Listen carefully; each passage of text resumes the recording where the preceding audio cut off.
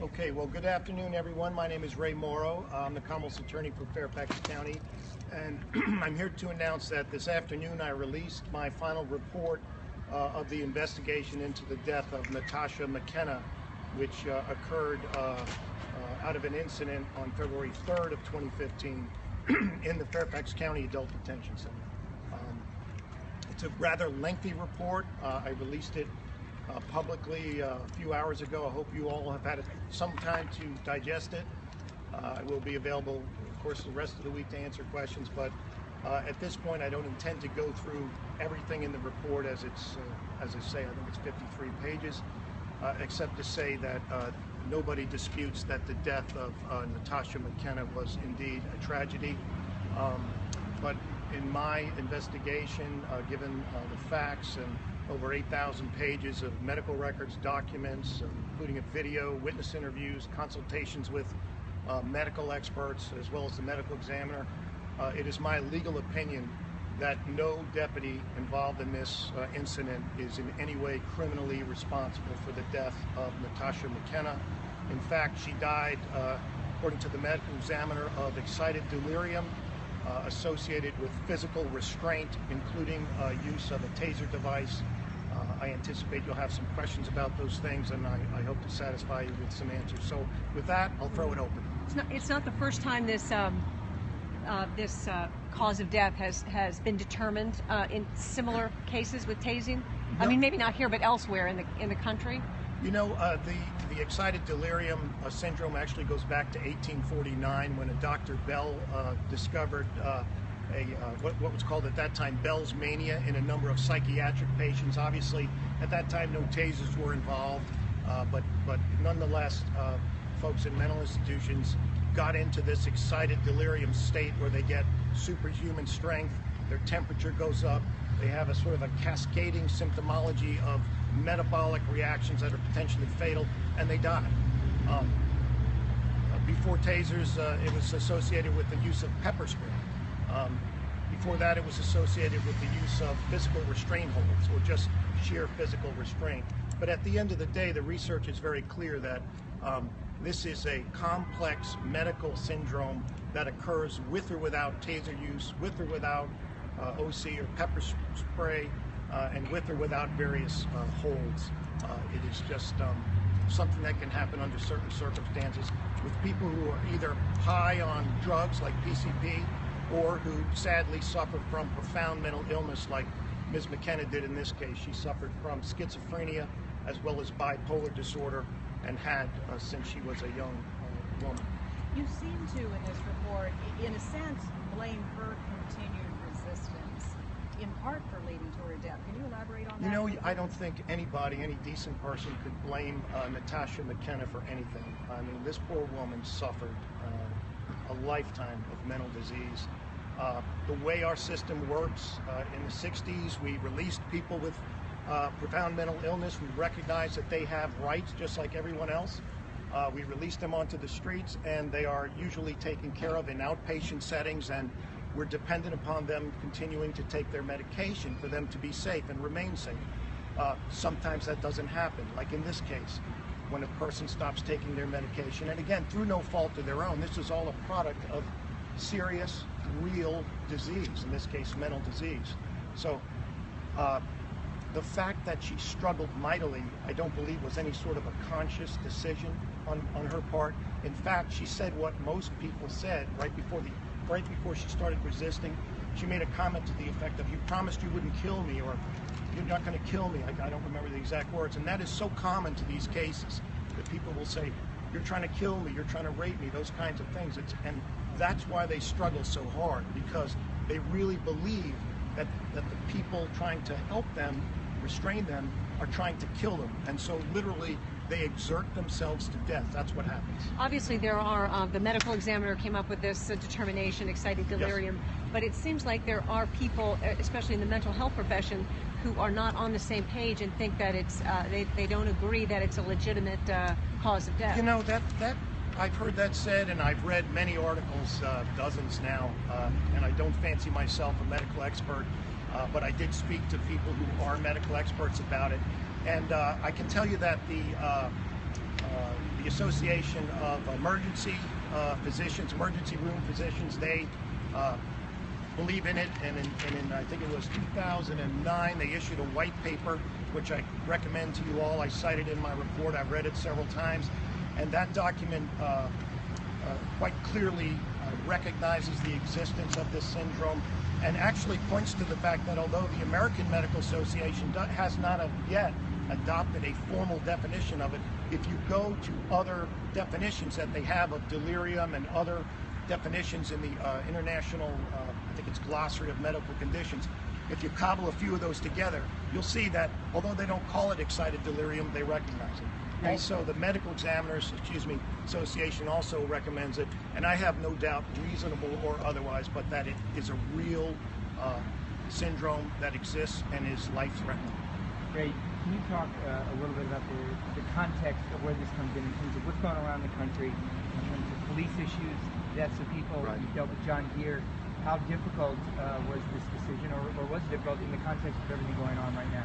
You know, it wasn't a difficult decision in terms of the law, applying the law to the facts of the case. The Supreme Court has cautioned prosecutors not to use hindsight in evaluating the actions of police officers or deputy sheriffs, for that matter, in these kinds of situations. It was a very complex matter in terms of the science involved and other facets of it. But it does indeed come at a time in our country when it seems the eyes of the nation are upon police officers and deputies, and people are questioning the propriety of actions of police officers and deputies in certain situations. Perhaps that's one reason why my report is 53 pages long.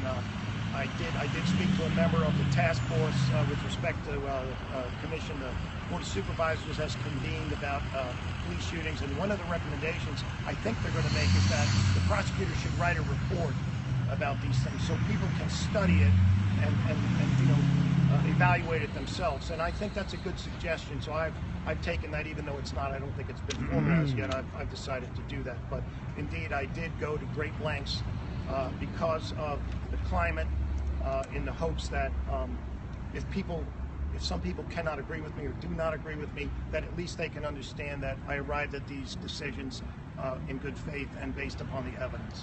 Right. On eight occasions, Fairfax County Sheriff's deputy has said that Alexandria police were supposed to pick up Natasha McKenna to transfer her. It's not addressed in your report. What are the reasons she was not picked up that you found? You know, I'm not sure about that. They were supposed to pick her up. I'm not. That's sort of, to me, sort of like the blame game thing. When people die in these situations, people want to blame other people. I don't think it's useful. I can tell you that she was arrested on the 25th of January, she being Ms. McKenna, on a warrant charging an offense against an Alexandria officer. The Fairfax officers are obliged by statute, Virginia Code, to take a person into custody when they find out there's a warrant for them. They took her into custody. They took her to the jail. She was deteriorating in the jail. The weekend before, she had a violent incident where she, very similar to this, it took a great number of deputies to restrain her. She scratched a deputy, attempted to bite deputies, etc. You know, in the throes of mental illness. Again, not blaming her, but just saying this. So there were also some incidents with biohazards, pushing urine and feces and such out of the cell. So it was determined that she would be moved. The CERT team, the Sheriff's Emergency Response Team, was employed the following, I think it was the Tuesday after the Saturday incident, and they are a highly trained group, I'll say, of people who are dedicated to this. They are deputies who have never had an excessive force charge or any sort of discipline against them. And from what I've learned, they're people who care deeply about the inmates in the jail and had no intention of hurting her or any other inmate in the jail, but only of helping her. So as far as why they didn't pick her up, I'm not aware that there was a prior pickup that fell through. It is not uncommon for people in mental distress to end up in jail because of things like assaulting police officers and other things.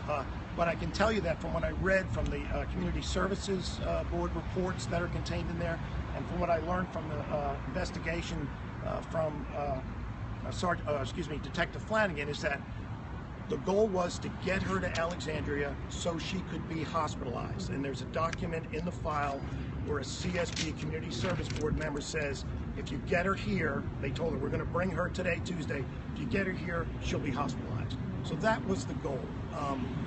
I don't know that there was any slip up. Not everything happens instantly in correctional settings or anywhere else for that matter, but I don't think there was any real unwarranted delay. And I will say that it's not as if they just, they being the Sheriff's Department, ignored Ms. McKenna's condition. I mean, she was, you'll see in the autopsy, she had a therapeutic dose of Abilify in her system. They were medicating her. She was seen by doctors. But I can assure you from what I've seen that the men and women of the CERT team are people of goodwill who did their best under very, very difficult circumstances to try to get Ms. McKenna to a place where she could get help. And again, I don't blame her, nor should anyone, for her resistance. It was not her fault. How difficult was it to watch this play out, and what impressions do you gain from that about the treatment of mentally ill offenders? You know, it was really hard to watch it. The first time especially, and I'll tell anyone who sees it, I mean, there were a lot of tears in people's eyes watching it. It's if anyone out there, most people do have at least one person in their family who suffers from mental illness, it was and is a very, very sad video. But the more I watched it, and I've watched it dozens of times, you know, it's clear that these deputies were pleading with her to cooperate. It was reported early on that she was, I think, 120, 130 pounds, and why did they need all these deputies? All of the deputies, all of them said she was tremendously strong. She had almost superhuman strength. And it's hard to see because of the close confines in the hallway, but she's actually lifting deputies up with her legs. And they used, I think, restraint in dealing with her under the circumstances. And it's just unfortunate that we have this result. It wasn't intended. Yes. Could I ask you something about the ECD, the taser devices? Yes. If the tasers are what led to, I mean, I know they're obviously for mental illness, but that's what in the end turned on or caused the excited delirium. What would you, now they didn't cause it, but I mean, if they didn't taser, she probably wouldn't have. Not maybe true. Not true, no. So there's no association whatsoever? Well, I can't say no association whatsoever because the medical examiner said that the cause of death was excited delirium associated with restraint and I think including use of taser. Let me explain it this way.